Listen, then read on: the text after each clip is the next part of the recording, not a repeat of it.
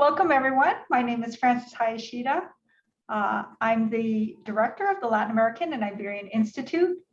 The Latin American and Iberian Institute at the University of New Mexico promotes and supports interdisciplinary teaching, research, and meaningful public engagement to advance the production and dissemination of knowledge about Latin America and Iberia.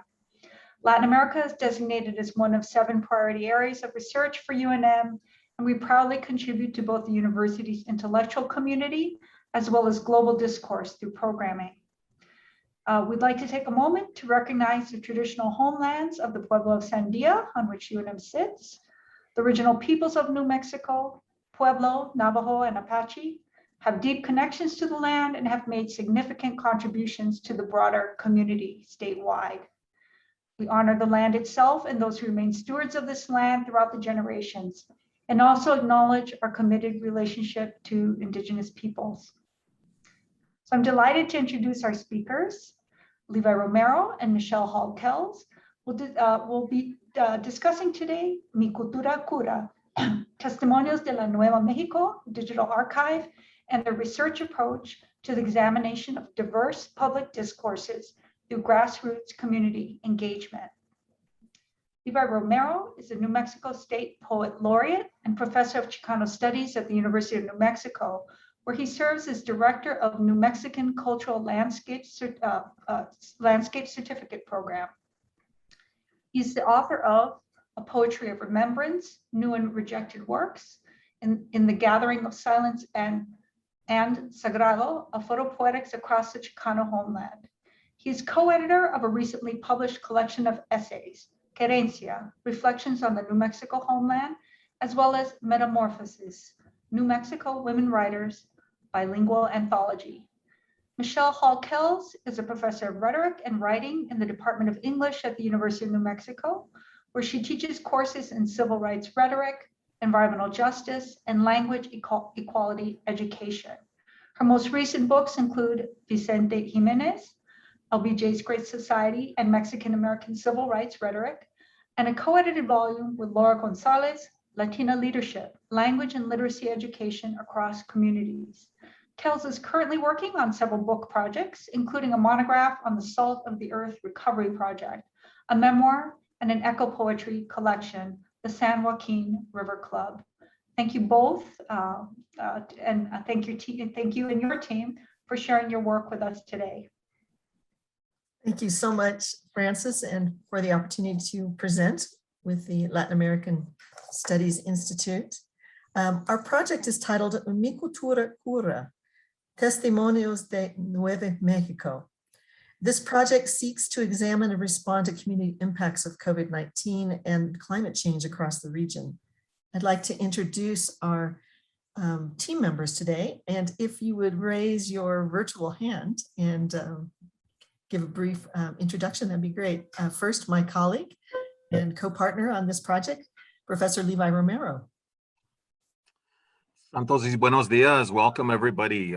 Looking forward to this presentation. It's been wonderful working with Michelle and the students over the course of the summer, and this fall, we've done some, I think, an amazing and important work in terms of healing our communities through the pandemic. So with that, why don't we let the students do some introductions. We'll start with Abigail Gutierrez. Hi, everyone. Thank you for coming. My name is Abigail Gutierrez. I'm an undergraduate in my final year at the University of New Mexico. I'm going to be applying for graduate programs in the area of rhetoric, thanks to Dr. Kells here. I'm a McNair Scholar specializing in the reclamation of forgotten narratives, and this project really informed that. So I'm really grateful to have been a part of it. Thank you. How about Jonathan Cisneros? Everyone, I'm John. Happy to be here and welcome. I'm a graduate student as well in the English department. Hopefully go on and teach. That's one of my goals. But thank you all for being here. And Isabel Strawn, next to my windows. Hi, my name is Isabel Strawn and I'm an undergraduate as well. I'm an undergraduate working on biochemistry and English. Not too sure what I'm going to do after I get my bachelor's in May 2022. But here I am, and I hope that you guys enjoy my presentation. Thank you, Isabel. Keith Sanchez. Hello, my name is Keith Sanchez, and I am a graduate fellow with Chicano Studies at the university. I will be defending my thesis in the spring, and will be applying for to be a PhD candidate in Chicano Studies as well. I'm also a bilingual ed and social studies and English and music teacher at RFK Charter High School in the South Valley. Nice to meet everyone. Thank you, Keith. And Tatiana Trujillo. Good morning, everyone. My name is Tatiana Trujillo. I am currently a graduate student in the Chicano Studies program as well, native New Mexican, and very excited to be here with you all to share this really amazing project that a lot of these other students were a part of. So hope you guys enjoy as well. Thank you so much. We'll try screen sharing now. Let me pull up our talking points. Can everybody see that? Mi Cultura Cura. We are currently putting together a digital archive. The URL for that project under construction is available in the chat. Our project starts and ends with this beautiful mural. And if you look in the, can everyone see that? Okay, in the chat. In the left-hand corner of this mural, you'll see the terms Mi Cultura Cura. And we'll talk a little bit more about this, but that became the framing concept for our project. It's located, it's a rotating, if you will, a mobile public art installation in Rio Arriba County. And I first saw it in May of 2020 in Tierra Amarilla. Our project includes 8 field sites of community writing workshops.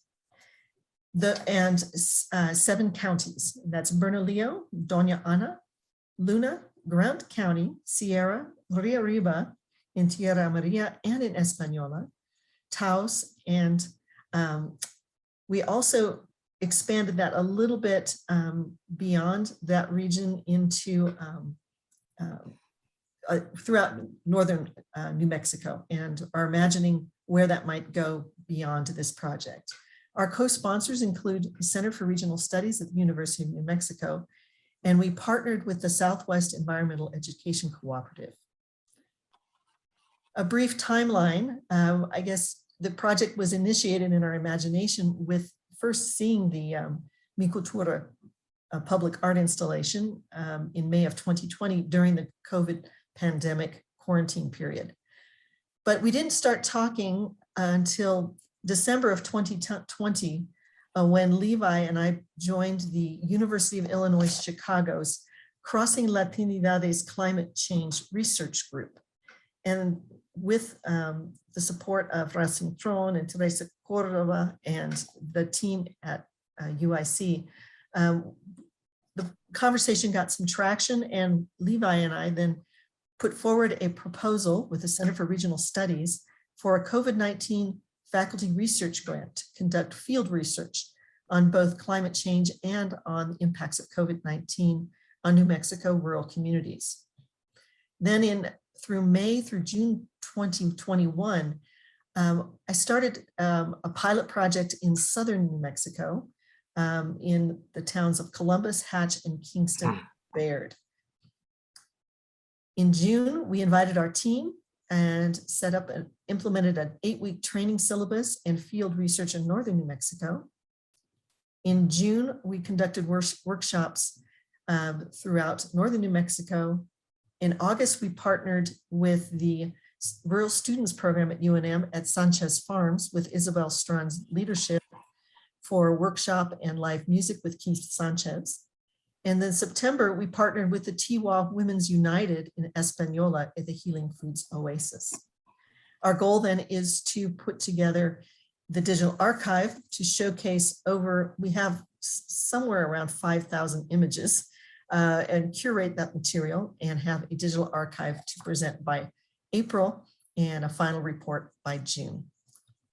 So our nutshell overview of the project then is engaging ethnopoetic perspectives of Carencia and Resolana through community-engaged scholarship and writing across communities pedagogy toward a social epistemic approach to knowledge making about the environmental impacts of climate change and COVID on New Mexico heritage communities. I'd like to turn the screen now to Levi to talk more about the concepts of Resolana and Carencia. Thank you, Michelle. Yeah, I'll add a little bit more to your timeline and your overview. Mi Cultura Cura, Healing Through Culture, Testimonios de la Nueva México. When Michelle and I first began to conceptualize the research project for the Crossing Latinidades Climate Change Consortium, our individual work and passion for oral history and cultural landscapes documentations influenced the direction our collective efforts would take. As we began to formulate ideas for a project, she shared with me the image of a mural painted on a trash dumpster titled Mi Cultura Cura. The mural of two lowrider vehicles cruising across Maya, Azteca, and indigenous motifs with the words Mi Cultura Cura scripted on the corner of the mural seemed like the perfect vehicle in which we could develop a project on the effects of climate change and the COVID-19 pandemic on acequia communities in New Mexico. I had often heard the cultural expression, La Cultura Cura, but in this reiteration, it was not a generalization of culture as a form of healing. In its specificity, Mi Cultura Cura added weight and dimension to the more common generalized phrase. In other words, the title brought home the mantra to its colloquial settings in the Manito enclaves of northern New Mexico. The notions of querencia, a place where one feels safe, a place from which one's strength of character is drawn, where one feels at home, began to unfold as a tangible working methodology that could be used to access people's stories through pláticas, poesía, música, comida, and hands-on engagement. The Mi Cultura workshops were facilitated in Tierra Maria Taos and Española and Sanchez Farms in Albuquerque. They became a collective healing and nurturing experience that had been missing through the pandemic. The dedication and enthusiasm evoked by the students working on the research project magnified the importance of our field work. The light and warmth they brought lit the darkness that had encapsulated acequia communities for the past year and a half. Drawing on the concept of Resolana to create a place of warmth, light, and tranquility, and to bring light and hope through dialogue and reflection in an uncertain, complex, and rapidly changing new age. The workshops created a safe space where people were encouraged to write, share short poems, and engage in plática. Food was also served as a celebration of community. As each workshop participant read their poems and exhibited them on the poetry trees, the sense of community that manifested from the workshops culminated into a celebratory event. The healing and nurturing powers of poetry to help us transcend difficult situations and put us in communion with one another through the sharing of our experiences and emotions brought to mind another traditional Nuevo Mexicano concept, una vida buena, sana, y alegre, which states that dialogue is a collective wisdom that points the way to a life of health, wholeness, well-being, and contentment. Borrowing from traditional modes of healing through cultural practices, Mi Cultura Cura and the Testimonios gathered, shared, and exhibited by the research project engaged praxis learning methodologies and poetry as forms of healing, nurturing, and transformation.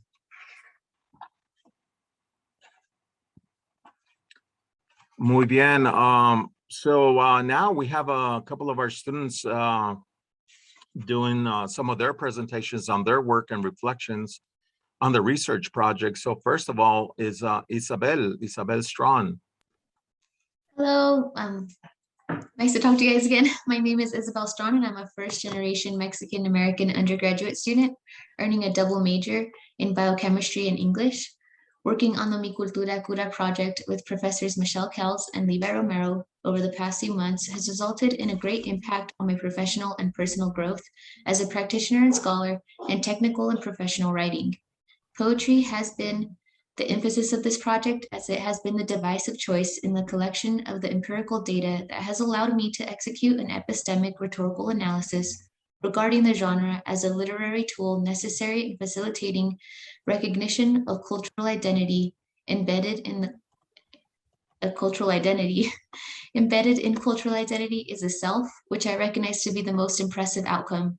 Throughout my research, I have learned that the individual identities are what constitute the whole, and blanket terms are not only null, but completely politically incorrect, which is why this is not a study about the recognition of culture in others, but a study of poetry as a pragmatic tool in the identification of my own culture.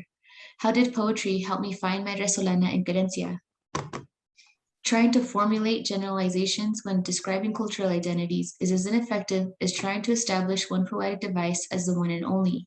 Similarly to people, the plethora of poetic devices, structures, and patterns is immense, and each has its own purpose. My emergent research is focused on the differences experienced throughout studies executed on and off the field. The outcomes identified are scattered throughout the beautiful New Mexican landscape in the towns of Tierra Amarilla, Taos, Albuquerque, and Española. The historical town that is Tierra Amarilla is located in the northern region of New Mexico, which shows evidence of 5,000 years of habitation and continues to be highly pastoral in nature. The focus of this session was healing during a time of pandemic, and the writers in my group took full advantage of the safe space created at the 4-hour workshop that took place on July 19th at a historic 100-plus-year-old house turned theater club and studio. The workshop was formulated in such a way that it became a platform for community, a safe space for discussion towards the promotion of creative energy, which fueled the encouragement towards discovery of the main concept of each individual's poetry. While the workshop was designed to recall where I'm from, poetry allows us to assign different interpretations to the concept. As it were, I discovered that I am from my memories. Questions regarding COVID-19 helped secure answers concerning environmental, built, and emotional spaces, which was the ultimate learning outcome of Dr. Kells' poetry workshop. As a result, it was discovered that we were forced to change the dynamic in which we all worked as a society. However, in the town of Tierra Amarilla, struggle to transition towards a digitized, more technologically driven reality was recognized. My extrapolation of this information is based on the minuscule sample size that was 6, of which 4 were over the age of 50. The consensus of change in lifestyle was heavily focused on savoring the precious moments allowed during the occasions throughout quarantine. My group came up with the titles for the year 2020 as a year of hugging and the year of disinfection. While it might sound counterintuitive for the year 2020 to be called the year of hugging, as it was after all the year in which we learned that our own hands are conductors of virus, it is in this title that the true identity of my group can be found. Prior to the pandemic, all 6 were known to share in space with family and friends and were forced to isolate, which brought up many unhealed traumas. Hugging when you saw someone became the norm because you did not know if you'd ever see that person alive again. As explored by many revered literary authors in centuries past, the ability to explore and reflect within our own individual spaces, including the inner space, provides us the tools to accept and create new realities. Death was a primary concept for the people in my group, and they used the poetry to vocalize the pain of moments past as the acceptance that they can only retrieve the moments in memory. Not hugging when you saw a loved one meant that you would have to live in regret. Finding the solace in that acceptance is paramount to the healing nature and main objective of the Mi Cultura Cura project. The overall atmosphere of the Taos workshop differed not only in landscape, as the town boasts with restaurants, hotels, and retail therapy options, but I recognize a decrease in ancestral networks that was very much alive and nurtured in Tierra Amarilla, but not so prevalent in Taos. The emotional ecology was influenced by the number of participants, and the rhetorical situation did not specifically exemplify the acceptance of self as a healing technique, because Taos embodied healing through an artistically inclined lens. The members of my group were not of New Mexican descent, and both shared the experience of Asian and/or Pacific Islander lifestyle. One of the participants was a poet, literature, practitioner, and educator. Therefore, The experience was only similar in the practice of owning one's experiences. Relocating the Taos from China in the midst of pandemic is not an easy feat, and reminiscing about dwindling resources and increasing number of tourists on remote islands in the Philippines is truly cause for sadness. However, we shared an emphasis on laughing through the sorrow as this was the main concept identified during the workshop. As it were, I am from what I have overcome. I also gained the ability to break down the process of writing impromptu poetry. Specifically, I learned the power of action and descriptive words as the necessary components that make up our spaces, such as those of the environmental, built, and emotional derivatives. The discovery allowed me and the Mi Cultura Cura team to synthesize a condensed version of Dr. Kells' 4-hour poetry writing workshop and pilot it at the Sanchez Farm Open Space Gardens Rural Sun Run, which was a product of my work as a Rural Student Projects Program Assistant. The Rural Sun Run was a fundraiser sponsored by the Black Range Environmental Writing Group, as well as the Latin American Iberian Institute. The event was designed as an initiative towards the establishment of the Rural Student Project's identity within the Albuquerque's South Valley community. The Rural Student Project holds emphasis on the production of leaders through community service, which is manifested through the students' ownership of the garden's maintenance. The poetry workshop did not only help the students and the joining community members to introduce themselves to the space, but it also helped them identify their own sphere of influence within the garden. It was from this session that I gained the confidence necessary to join Española's Healing Foods Oasis 100,000 Poets for Change event, an event featuring the Mi Cultura team's condensed poetry workshop. The Healing Foods Oasis is an edible garden located in downtown Española's library and is maintained by the Tewa Women United and promotes self-sufficiency through healing in the cultivation of food. The Mi Cultura Cura team donated 2 pear trees as a ceremonial asset to the completion of this poetry workshop. This experience helped me recognize the pragmatic nature that I had been practicing throughout the 4 workshops conducted. The planning of this workshop occurred prior to Taos and Albuquerque, but having completed those explicitly clarified the process in which imagination becomes reality. I realized that from the very beginning, this workshop was born from appreciative inquiry, as exemplified by Dr. Kells' work in the 6 workshops she completed in southern New Mexico. The fundamental components of appreciative inquiry stem from asking questions such as the ones posed in the workshop. Where am I from? And incidentally, what is my culture? What is culture? And how do I fit in here? Were all questions I asked myself as I initially became a member of the Mi Cultura Cura team. The workshop forced me to introspect throughout every experience shared. In fact, June 21st was the team's first meet and greet and was also the first time I ate at a restaurant since the pandemic started. I was forced to step out of my comfort zone and realize how quickly we as humans form habit. I also recognized the anxiety that accompanies breaking those habits. Through observation and the commitment to find the connection between resolana, gerencia, and poetry, I realized that the only way to reach such objective was to find myself, to answer the questions as myself, for myself, and I needed to recognize that the community cultural identity is an implication of who I am as a person. I found that my culture is what I do every day. It is who I am in my deepest, most private moments. It is my habits. The idea of resolana was further understood when it was shown to me in the relationships exhibited by the people at Tierra Amarilla, Taos, Albuquerque, and Española. The theater, the hotel, and the 2 gardens were places of resolana, if only for the day, but they ignited the commitment to heal and to identify gerencia. For the people of Tierra Amarilla, gerencia was the relationships, Taos was comfort, Albuquerque was the garden, and Española exhibited all 3. The relationships we form and cultivate influence us as people and therefore construct our culture. Thank you guys. I think Keith's turn now. Thank you, Isabel. That was amazing. That was really wonderful. What an amazing testimonio y reflexión. Muchas gracias. Muchas gracias, Abel. Let me quickly just de voladas, as we say.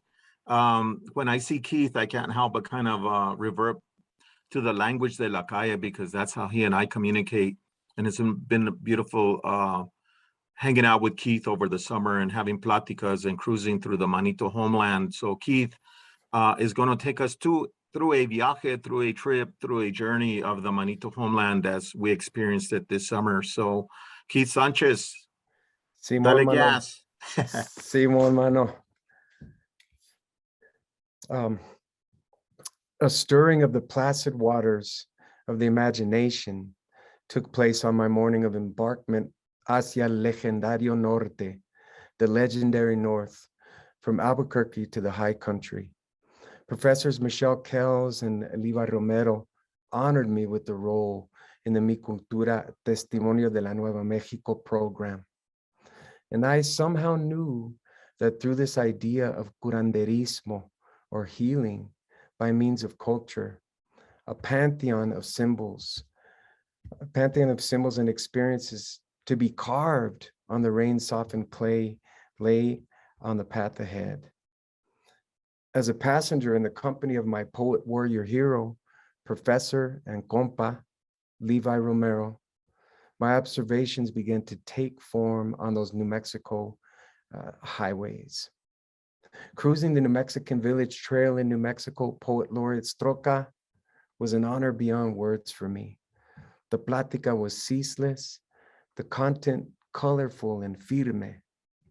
Our conversation ranged from growing up as artists who clandestinely observed and mused over the world around them while surrounded by the often unforgivingly tough Manito villages of Nuevo Mexico, to penitente tribunales and moradas, some still utilized, some crumbling in the hidden villages, dotting the sage and pinon hills under billowed cotton clouds. On this 2.5-hour journey up to Brazos Canyon, just east of Tierra Maria in the San Juan or Tuzas Mountains, the Resolanic learning was vibrant. Levi, it seems, couldn't help but notice every nook and tint in the topography or intentionality in Manito structural artisanry. The smooth slopes, light greens, pinks, and yellows of the naturally derived dyes of paint on smooth plaster or soquete, which is mud, over slumping adobe walls. Even the manner in which vehicles, some utilize four-wheel drive trucks, others rusting 57s, were parked. Every descanso that we passed was acknowledged by my companion as he described how they grew more elaborate the further north one travels. A descanso is a place of rest. It is a cultural practice, usually marked by a cross or ornate floral arrangements placed in the general area where a loved one has lost their life. I vividly remember a gray plastered adobe house tilted starkly downward on a sharp incline descending from the wind-chiseled sandstone bluffs overhead. Pertaining to this seemingly simple structure, Levi discussed Manito building customs, stemming partially from community planning concepts utilized by Indio-Hispano cultures for construction called Las Leyes de las Reinas de las Indias, the laws of the Queen of the Indies. This centuries-old knowledge system melded with that of Puebloan peoples, provided a living blueprint for construction technique and structural angling according to prevailing winds, foundational soil content, and community planning in concert with seasonal sun positions, a meticulous practice still utilized for agrarian practices, including acequia systems, the sowing of las tres hermanas, corn, squash, and beans, fruit orchards, and borrego, sheep, or puerco, pig slaughter technique.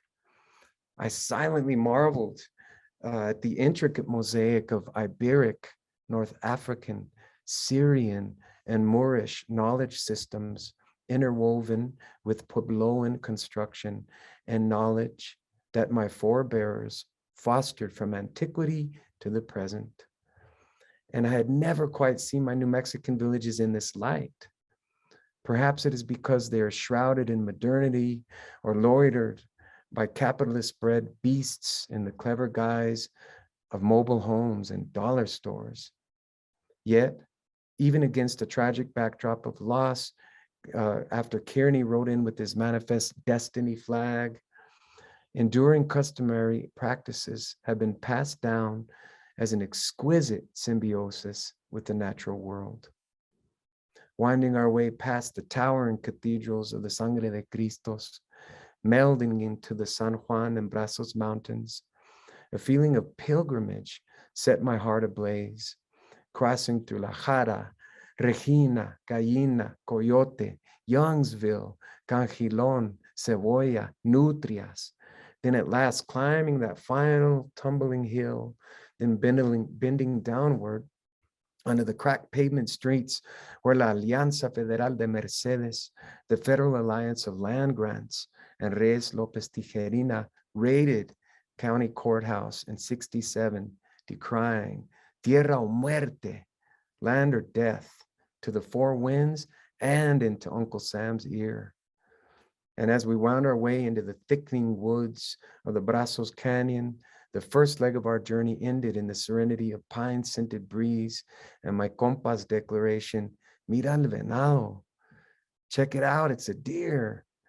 The symbolism of this apparition at that moment was subtle, but it finished the day as sacrosanct.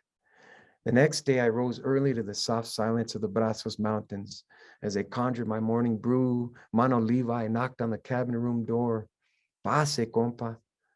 I offered him some coffee, and we swapped some plática. He told me stories about his life and friends like the indomitable spirit of his old compa, Falcon Eddie, and how they used to hang out in Resolana with his words, bringing me back to Falconetti and the bros down at the river near San Juan at a place they call Sunny Brook.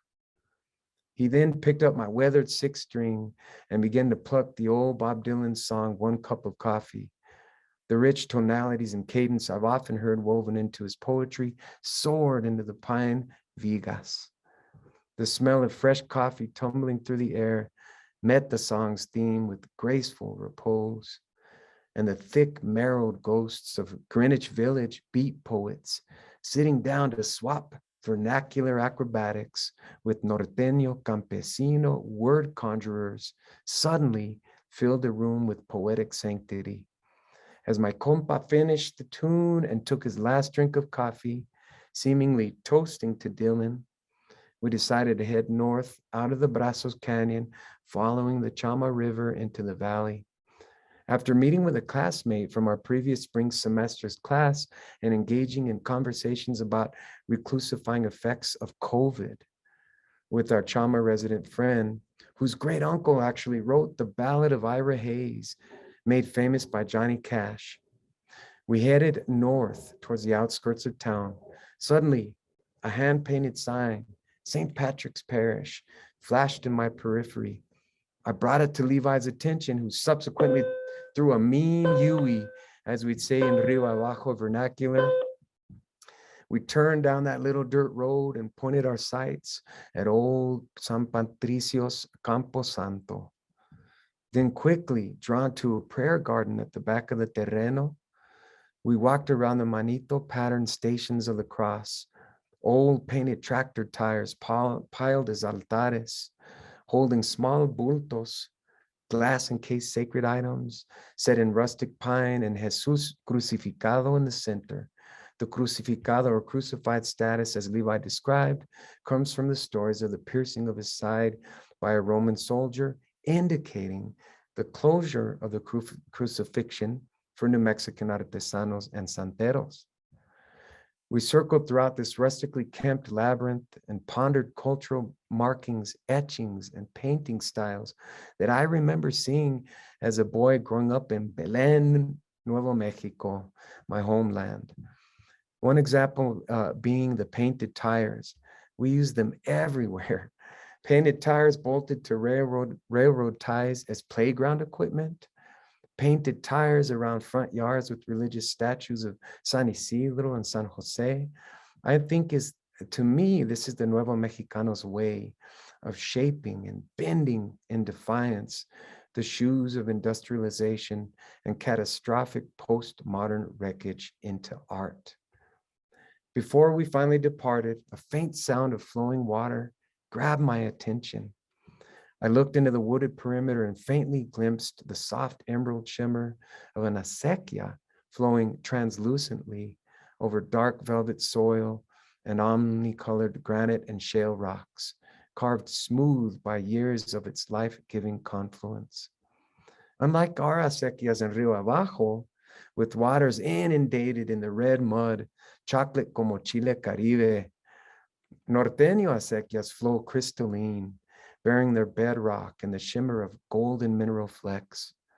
Something about the realization that an acequia flowed through this solemn place rendered it sacred.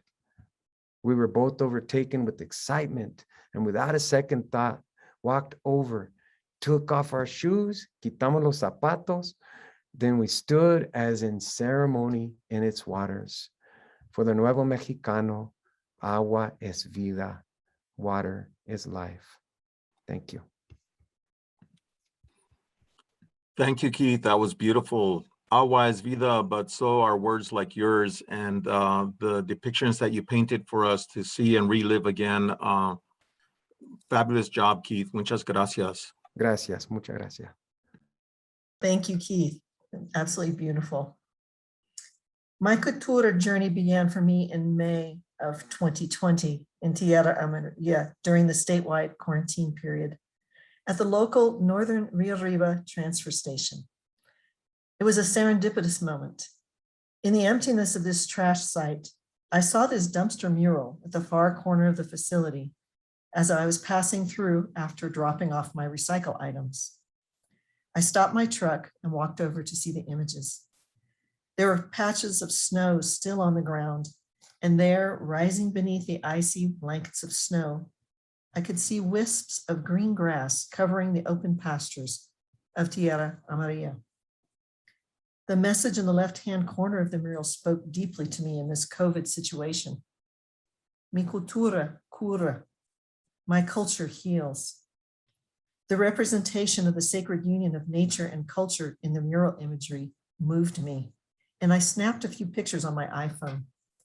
Here in the desolation of the local dump, in the despair, the death and detritus of a global pandemic, stood this beautiful mobile community art installation.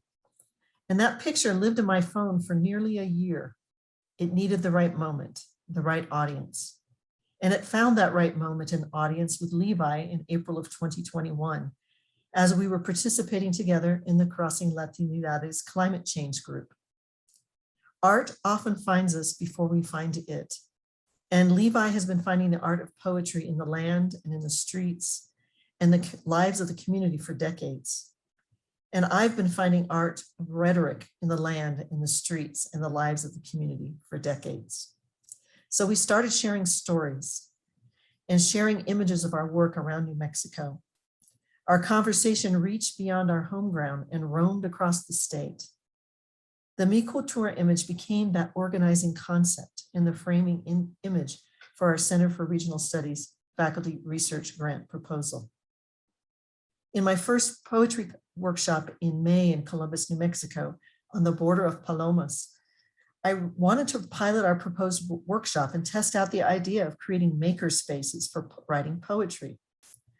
Could we teach everyday folks with no prior poetry writing experience to write poems as testimonios about their COVID experiences and as a way to tell their stories about watching climate change impact? And I proposed the crazy idea to Levi of making poetry trees. I don't think Levi ever says no to an eccentric idea of any kind. So I showed up at the Columbus Library with construction paper and markers and colored tape and a dried up pinyon tree branch. The mayor of Columbus joined us for that workshop. 2 artists, a bilingual education teacher, a librarian, and an 80-year-old eco-activist joined us. 2 artists also joined us. One of the participants brought homemade enchiladas and frijoles for everyone. Over the course of 4 hours together, we told stories, we cried, we honored the loved ones we had lost over the past year, We adorned the stripped tree branch with poetry leaves, and our poetry flourished. Levi and I then combined these genres to constitute an appropriate form for creating poetry leaves as testimonios.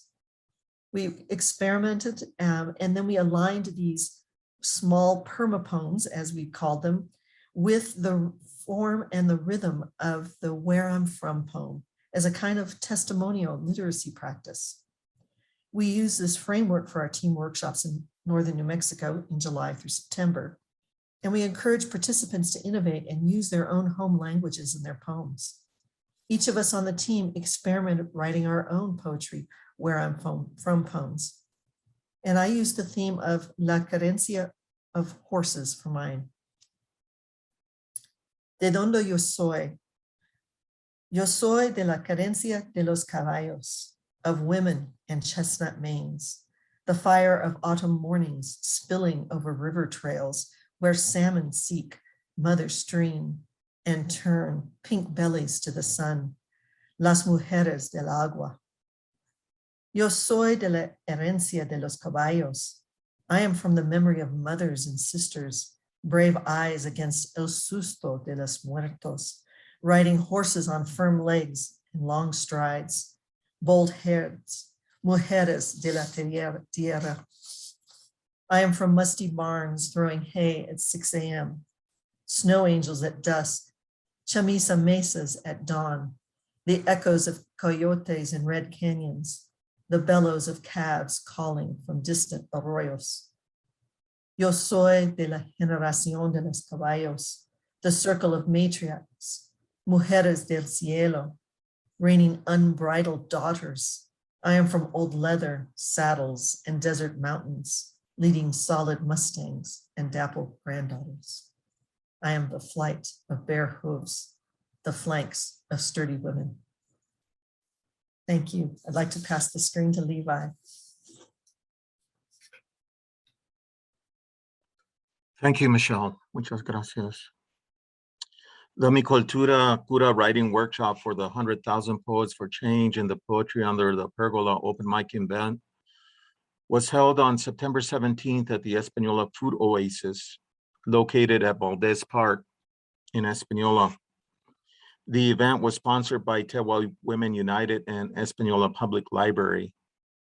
The culturally diverse audience and the strong presence of members from the Santa Clara Pueblo and the native youth poets participating in the open mic reading appropriately placed the occasion in context to Espanola Valley surrounding native communities. As I went for a short meditative walk before my presentation, I stopped to gaze at the mural of Rodolfo Anaya on the exterior wall of the library. Anaya, Chicano literary icon, friend, and mentor, understood the power of the written and spoken word to bring enlightenment in the darkness of times. From the parking lot, I viewed the baseball practice game at Valdez Park. The park, named for Philip Valdez, commemorated the young man from my hometown who had died heroically during the Vietnam War. This was an evening of remembrance and homage to life as it was before the pandemic, as we gathered with the sun setting on the Sangre de Cristo Mountains in the distance. As we know only too well, the COVID-19 has been a worldwide pandemic. In New Mexico, it has impacted daily life and disrupted cultural traditions that have been practiced in acequia communities for centuries. Throughout the villages of northern New Mexico during the annual acequia spring cleaning, acequia crews were sparse, and in some irrigation systems, the limpias were canceled altogether for the first time in their history. The penitente moradas, where hermanos congregated to observe holy days of obligation and during Lent and Holy Week ceremonies, were closed. This spiritual nourishment provided by the hermandad and so badly needed was unavailable. It was as if a dark shroud had enveloped the villages. The Catholic Archdiocese and other religious organizations forbade services. When someone passed away, only small groups were allowed in the church for the funeral services. In a show of support for families grieving the loss of a loved one, a form of respeto y caridad extending from generations of communal ties that a pandemic could only make stronger. Vehicles lined the sides of the road as the caravan of cars made its way from the funeral home to the church. Post offices, another informal social gathering place, minimized their services and only allowed a single person at a time to go in and get their mail. Local general stores were closed and the sitting areas at the tienditas where neighbors would congregate in the Resolana for plática and leisure ceased to be part of daily small town life. Baptisms, weddings, graduations, anniversary receptions, and other social gatherings were not permitted. The pueblos were closed to non-tribal residents, and their feast days and religious ceremonies were unable to be celebrated. The gambling casinos, popular places where people went to gamble, eat, socialize, dance, and listen to live music, shut their doors. Nuestras querencias y resolanas took on a sense of even greater importance to the social fabric of the community, magnified by the quarantines. Almost 2 years after COVID-19 changed our lives forever, the fallout from the pandemic lingers. But outdoor events like the poetry under the pergola, open mic reading, and the Mi Cultura Cura workshops help bring healing to our communities. The 100,000 Poets for Change event at Valdez Park was held just a couple of hundred yards from the Espanola Detention Center. In Tierra Maria, our workshop was held just beyond the parking lot of the Rio Arriba County Jail. Incarceration has not been a cure for the pandemic of drugs, alcohol, and substance abuse that plague our communities. It is another pandemic that continues. Yet, we find strength and comfort in the ways in which we adapt our lives to ensure that we can nurture one another through cultural traditions that sustain our communities in the best and worst of times. When modern remedies do not work, we must resort back to our traditions, porque we remember and we know that it is Mi Cultura Cura. I breathe the cottonwood. I take the sagebrush scent in, the folding hills, the heat of the asphalt, 27 minutes past noon, past the historic marker and the twisted metal road sign, the yellow apple dotted orchards, the alfalfa. I take it all in. For you, my brothers and sisters, lying on rubber mattresses in your jail pods, fingernailing the names of your loved ones on styrofoam cups. The cactus flower puckers its sweet magnolia lips for you today. Its prickly arms stretching up towards the clouds and the sky. Las mesas, los arroyitos, los barrancos, el Rio Grande, la urraca, el cuervo. The cigarette butt pinched and yellowed, the crunched beer cans on the roadside. I take it all in. Past the presa and the remanse, the swimming hole where you frolicked in the water with your first crush, her hair wet and pasted against the slant of her forehead, her bare shoulders glistening con agua bendita. Throughout the Genízaro Valle, las milpas de maíz are lined in processions, their powdery tassels swaying back and forth like Pueblo feast day dancers. Atrás, adelante, atrás, adelante, atrás, adelante. Past the ancient flat roof houses slumped like loaves of bread, and their backyards with their hornos and their black toothless mouths yawning. I take it all in. Las acequias lazy gurgle, the tortolitas mid-afternoon murmur, the cleansing cota flower, los chapulines, las chicharras, el garambullo, el capulín. For you, my brothers and sisters, the willow, the mud puddles reflecting brown, the earth's skin. I take it all in. Para ustedes también, mi querida gente anciana, I take it all in. I take it all in. Mi cultura cura.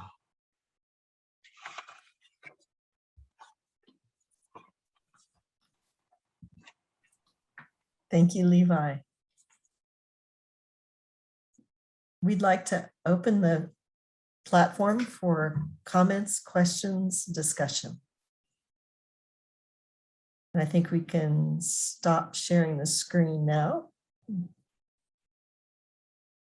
Thank you, Jonathan.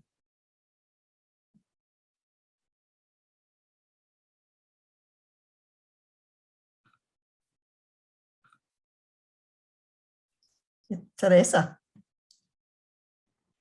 I was waiting to see if somebody else spoke first, but wow, I'm really blown away. This has been so incredible.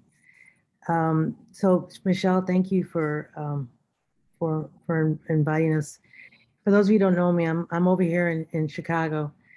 I'm a manita, but I'm in Chicago, and part of this Crossing Latinidades project was to reach out to invite folks from other universities. So of course I wanted to make sure that UNM was part of that effort.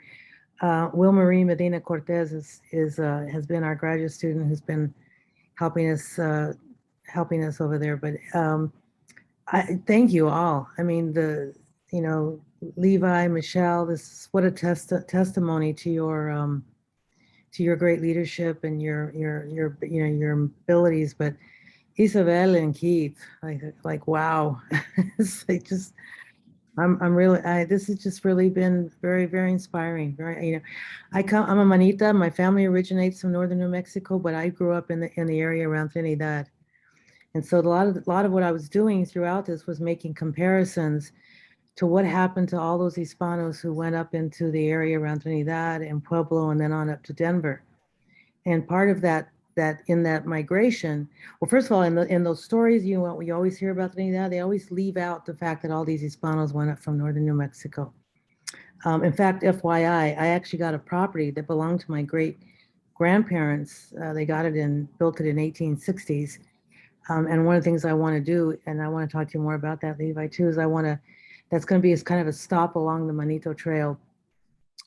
That's another conversation. But what the point I wanted to make was how important it was that you referred to, Levi, this Manito enclave, and how important the preservation and the perseverance of the culture in northern New Mexico. Because once our labor became commodified, and once we enter these industrial spaces, like working in the coal mines and working in the steel mills, it really modified what was possible.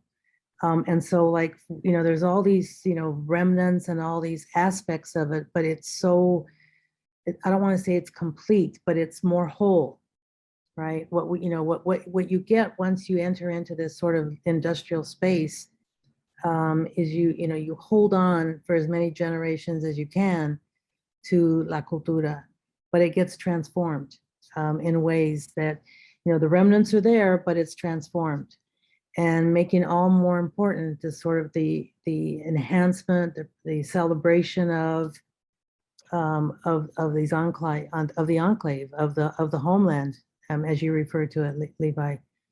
And then I just love the way you all, like Keith talked about colors, and and one of you says something about it's in relationships carencia is in its relationships, and how important the relationships are. The food, right? Of course it's totally related to that, right? And I related to all of it. So anyway, I just really want to thank you all. I'm really blown away. I wanted to hear more. I wanted to hear more from some of the other students. I look forward to collaborating more, with our project and yours. But again, that spoken word, right, is just it's just really profound, really deep. I really thank you. I'm so happy to have been part of this. Thank you. Thank you, Teresa. Yeah, thank you, Teresa. And as a manita so far away from home, all the way in Chicago, I can only imagine the reflections and the images, the sentimiento that these stories carried to you, and no matter how far away from home you are still in your corazón still carry your querencia with you, and it's beautiful. So gracias for inviting us to be a part of the Climate Change Consortium. Yeah, thank you.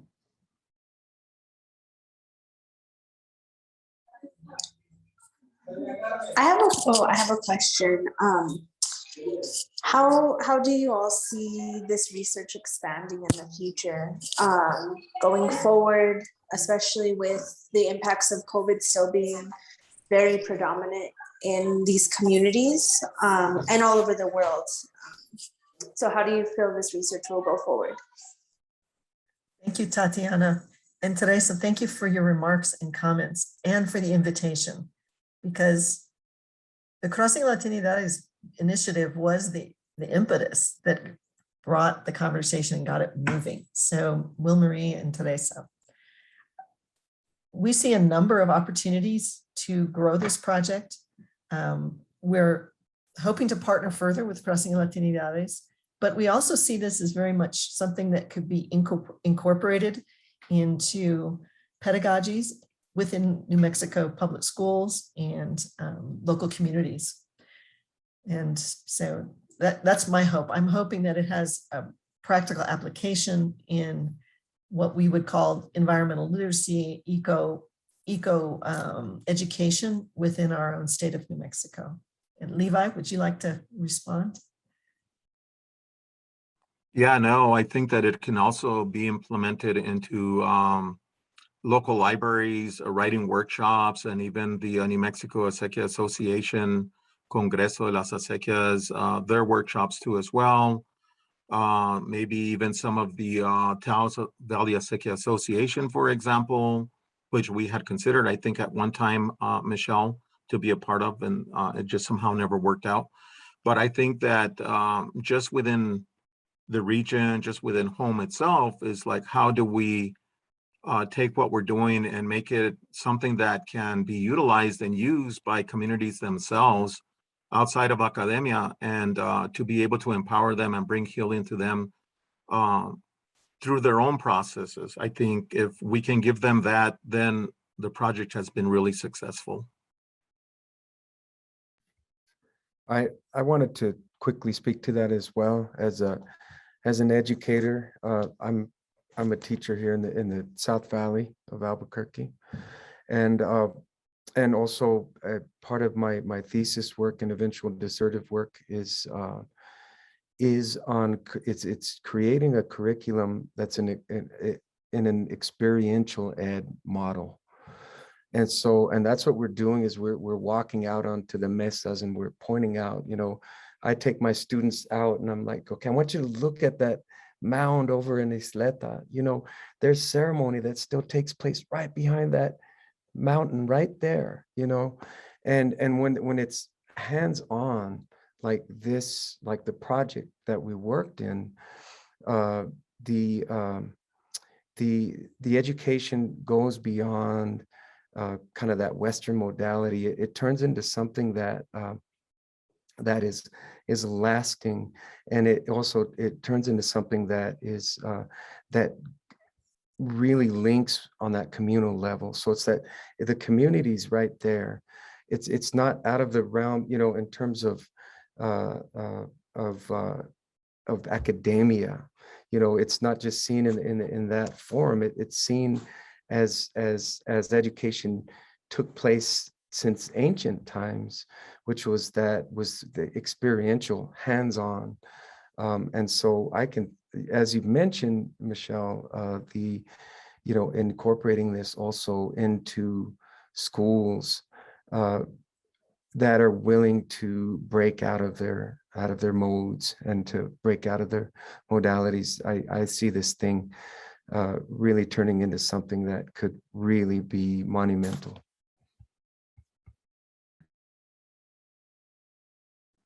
Thank you, Keith. I know we're at 1 o'clock. Before we log off, I want to acknowledge Jonathan Cisneros for all his work in sorting, curating the images, and putting together that stream of beautiful memories. So The images were fantastic. Yes, good job, Jonathan. we have some 5,000 images that we're going to have to curate and organize according to counties and the events, along with the poetry trees and the individual leaves and the pedagogies and things that we use that will all go on the digital archive. So, but Jonathan really helped us kind of organize ourselves. So thank you, Jonathan, and for our beautiful presenter. What a joy. We have time maybe for one more follow-up question or comment or.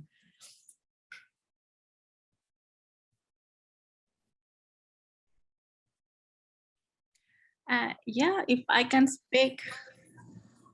I just really love this talk. And as I was listening to Keith, talking about creating this kind of syllabus, right, about, how to incorporate the land and stuff like that, I was thinking, okay, how can we do it here in Chicago as well, right? Teresa, Wilmer, we're here at UIC, but we also have a lot of, Latinx kids, POC kids, and then how them bring their own costumes and their own cultures to then think about not like issues about the environment, right?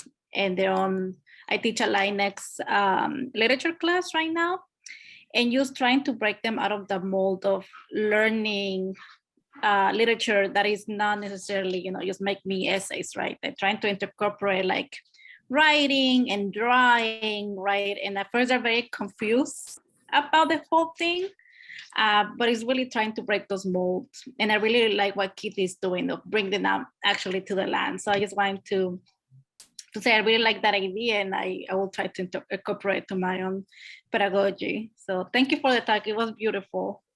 Thank you all. Frida, I'd love to talk to you sometime. Can you maybe contact either Professor Kells or Professor Romero, and then maybe we can communicate and share some ideas. I would love that. I will email Michelle about it. Thank you. Wonderful.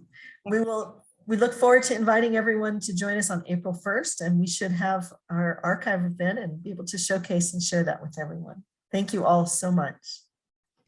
Thank you, everyone. This is fantastic. Thank you. Thank you. Thank Francis, you. thank you. Thank you for the invitation. Abrazos todos. Thank you. Bye-bye.